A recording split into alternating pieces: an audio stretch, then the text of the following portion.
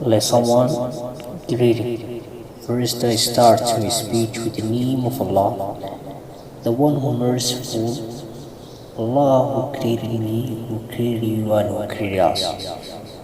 All praise and thanks belong to Allah, Allah who created us in His Son, Allah who created oceans, hades, earth, skies, animals, lakes, and Allah who gives us a short age, and who gives us the ability to do our choice.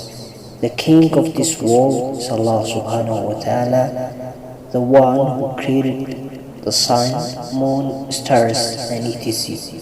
All praise and thanks belong to Allah, who made me possible to stand in front of this well-organized occasion that many honorable people had gathered. So ladies and gentlemen, I am greeting you to pass the expensive greeting by saying peace of Allah be upon you. That means Assalamu alaikum wa rahmatullahi wa barakatuh.